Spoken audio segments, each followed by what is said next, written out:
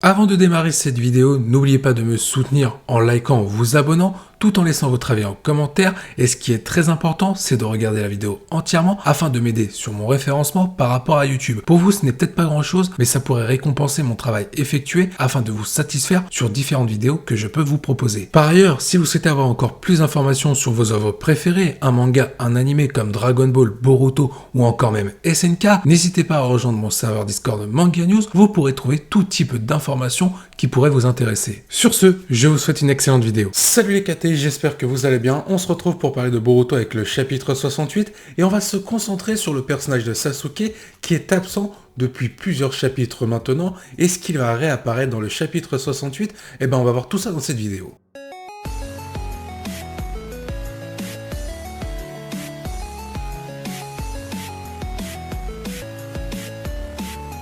Avant de parler un petit peu plus en détail du chapitre 68 et de la potentielle réapparition de Sasuke, il est très important de déterminer le rôle du personnage dans l'œuvre de Boruto, ainsi que ses caractéristiques, à la différence d'un Naruto, qui lui va être plus mis en avant en tant que Hokage, mais aussi ultime puissance pour le monde Shinobi, à travers le village de Konoha, notamment avec sa relation anciennement avec Kurama, car Kurama, vous l'avez compris, est mort depuis quelques temps maintenant.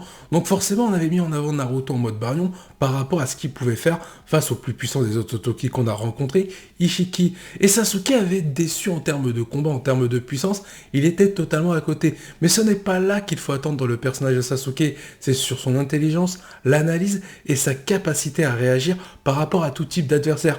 Sasuke a toujours eu tendance à l'emporter face à des adversaires beaucoup plus forts. Là, dans Boruto, ce n'est plus le cas, car forcément l'histoire est portée sur Boruto et indirectement aussi envers Naruto via la relation qu'il a avec son fils Boruto. À l'époque, comme je l'ai dit, on appuyait sur les caractéristiques de Sasuke comme Naruto, car c'était leur histoire, c'était surtout l'histoire de Naruto, mais pour que son histoire évolue, il fallait faire évoluer le personnage de Sasuke.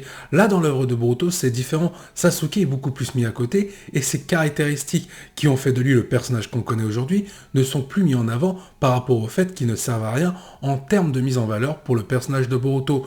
Malgré tout ça, il y a quand même encore des caractéristiques qui servent au développement du personnage de Boruto par rapport à son expérience en tant que shinobi, car Sasuke est son sensei. Je m'explique un petit peu plus. Si on regarde bien l'œuvre de Boruto, manga et animé, à chaque fois que Sasuke est intervenu dans un combat, c'est pour mettre en avant à un moment donné le personnage de Boruto. Par exemple, face à Momoshiki, Sasuke a temporisé pendant que Boruto préparait son Rasengan, ou encore face à Ishiki Otsutsuki, grâce à Sasuke, Boruto a pu prendre part à la bataille et avoir son moment de gloire avant de basculer du côté de Momoshiki, qui a pris le contrôle sur le corps de Boruto, qui a donné naissance à Borushiki, et on a eu le droit du coup au combat Kawaki Sasuke versus Borushiki. Sasuke a déclenché pas mal de situations scénaristiques grâce à ce côté sensei qu'il a envers Boruto. Donc en termes d'évolution, on va tout miser sur Sasuke de ce côté-là, et pour tout ce qui va être puissance dernier rempart, ce sera plutôt le côté Naruto, avec bien entendu la mise en avant de sa relation entre Boruto Naruto et Naruto Kawaki, ainsi que sa relation avec la puissance qu'il avait pu entretenir, notamment avec le personnage de Kurama. Aujourd'hui, si on fait un constat dans l'œuvre de Boruto, Naruto est plus représenté comme le shinobi ultime, qui n'abandonne pas, mais suite à la perte de Kurama et cette situation psychologique qu'il se retrouve actuellement dans les derniers chapitres par rapport à Kawaki, Boruto et même les enjeux autour de Code, Naruto, on voit bien que ce petit côté-là est en train de s'effriter. De l'autre côté, on va retrouver le personnage de Sasuke, plus dans l'analyse, comme je l'ai dit, l'intelligence, pour mettre en avant le personnage de Boruto dans une situation où Boruto ne pourrait peut-être pas s'y trouver, comme je l'ai dit avec les exemples Momoshiki ou encore Ishiki Otsutsuki. Forcément, on ne va plus miser sur la puissance de Sasuke, car ça ne servirait à rien, ça ne mettrait absolument pas du tout en avant le personnage de Boruto. Boruto doit apprendre par lui-même avec les connaissances de son sensei pour que Boruto ait un tout. Les connaissances de Sasuke et un petit peu l'ADN de Naruto pour être un petit peu le shinobi le plus complet possible. On pourrait même décrire Sasuke un peu comme un guide dans l'œuvre de Boruto actuellement, car c'est lui qui guide les différentes situations à sa manière, car il est souvent le déclencheur pour mettre en avant le personnage de Boruto à un moment donné.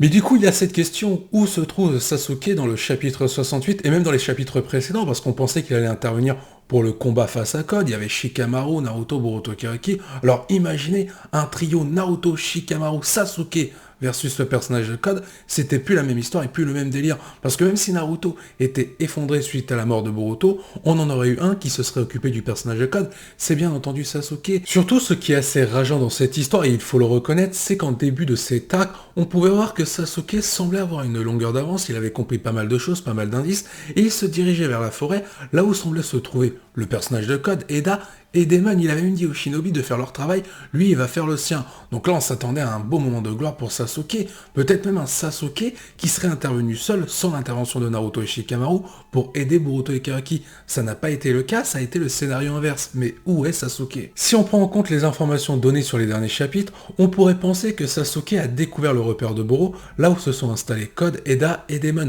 Donc c'est possible qu'il est en train d'enquêter sur ces lieux pour en apprendre un petit peu plus sur les cyborgs qu'a créé Amado. Et là pour le coup ça ne va pas arranger les affaires d'Amado, car Sasuke va en savoir beaucoup trop, donc peut-être qu'il y aura un retournement de situation d'Amado contre Sasuke à un moment donné.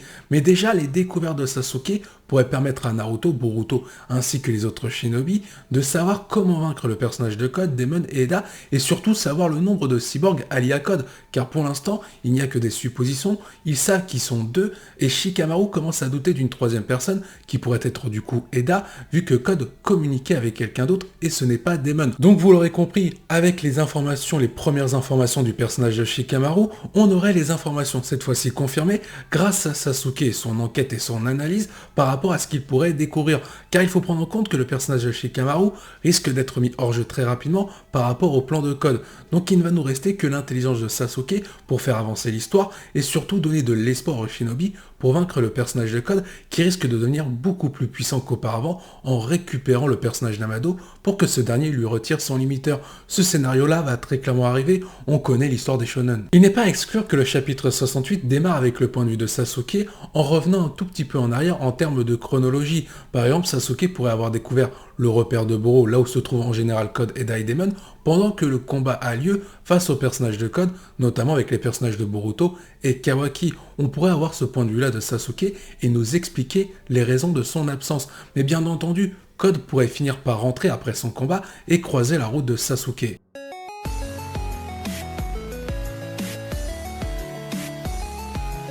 Et c'est là que la théorie va prendre forme. Est-ce qu'on n'aurait pas le droit à un Sasuke avec le destin de Jiraiya? Souvenez-vous, il y a quelques chapitres, je l'ai dit tout à l'heure en début de vidéo, il a dit à un shinobi de faire son travail, il va faire le sien. Grâce à sa capacité d'analyse, Sasuke semblait avoir compris quelque chose et il se dirigeait vers une forêt, là où se trouvait une mystérieuse montagne. Mais justement, ce discours de Sasuke envers un shinobi rappelle un petit peu le discours, avec un contexte différent, de Jiraiya envers Tsunade. Jiraiya faisait son travail, celui d'être dans l'ombre de Tsunade, pendant que Tsunade, elle, était en train de gérer le village de Konoha.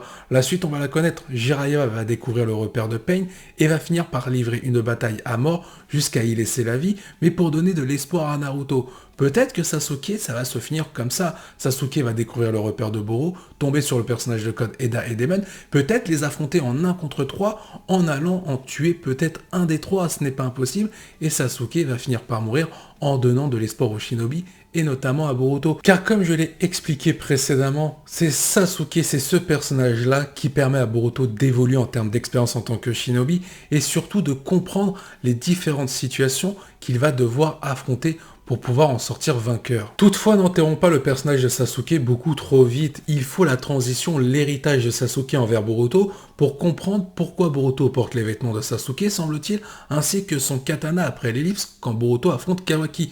Mais il y a un petit problème par rapport à ça. La vraie question qu'il faut se poser quand on regarde Boruto après l'ellipse, est-ce qu'il porte vraiment les vêtements de Sasuke? Et bah la réponse est non, pas totalement. C'est bel et bien le katana de Sasuke, mais si on regarde bien un peu les habits de Boruto, on peut voir qu'il porte une double ceinture et que ça a le même design que Kajin Koji quand celui-ci a la double ceinture et sa cape. Il n'est donc pas impossible que Kajin Koji sauve Sasuke des griffes de Code et grâce à ça on aurait 2 sensei pour Boruto. Ou alors encore mieux, Sasuke pourrait périr et Kajin Koji pourrait récupérer un petit peu ce qui reste de Sasuke, notamment les vêtements et le katana, pour les donner ensuite à Boruto. Kajin Koji, il faut le rappeler, est un électron libre que ne maîtrise pas Amado, car ce dernier pense qu'il est mort. Amado prévoit tout, sauf le retour de Kajin Koji. Personnellement, pour donner mon avis, si Sasuke doit mourir, je préférais qu'il meure avec un sacrifice pour sauver sa famille, le village de Konoha. Ça permettrait de mettre un magnifique point final à son développement, mais aussi à sa rédemption,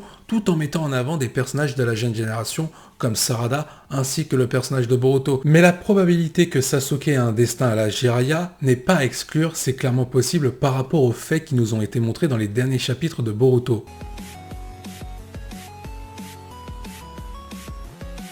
Je vous remercie d'avoir suivi cette vidéo, je vous dis à la prochaine, portez-vous bien et n'oubliez pas que la volonté du KT soit avec vous.